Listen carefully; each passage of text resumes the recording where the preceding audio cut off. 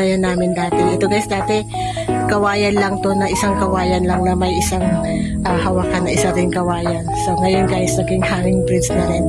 So tara, pakita ko sa inyo. So guys, dito tayo, pakita ko sa inyo yung aming hanging bridge dito sa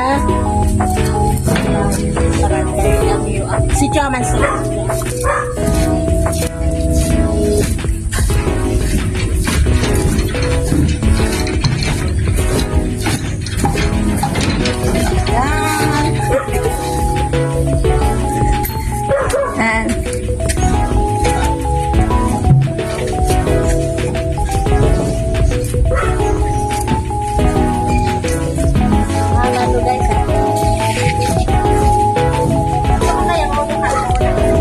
Tama para makita yung daan.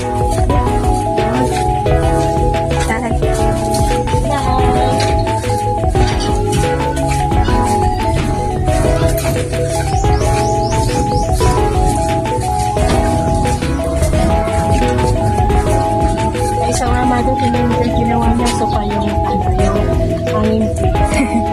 Usapan natin siya kung paano siya hawa.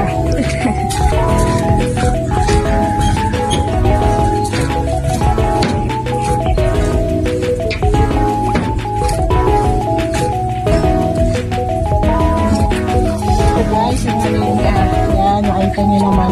Hindi ako proud kasi dati itong ilog na to guys, super linis siya. Super linaw ng tubig. Dito kami guys, kung nakikita nyo guys yung mga nipa, yan, ng nipa.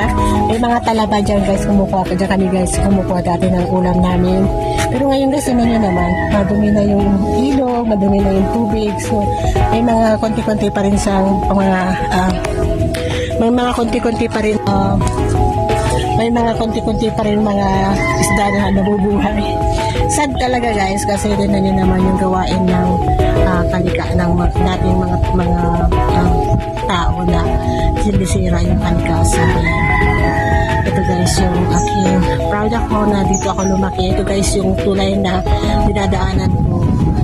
Mamaya ipag-vlog ko sa inyo yung the whole mag-walk ako ng 30 minutes papuntang school, 30 minutes din pa uwi, at dinadaanan ko nga itong tulay na to na dati is kawayan lang siya, ngayon is hanging bridge na siya. So ayun guys, yung scenario dito sa aking hometown, San Fabian, Pangasinan. Ito tawag nila dito is Sitio Taloy. Karugtong lang guys ng aking bahay dito sa may Sitio Amansi. So ayun guys, binibisita ko lagi to guys pag umuwi ako, galing na nagbabakasyon ako. I make a point na binabalikan ko yung memories ng aking kabataan. Ayan guys, dito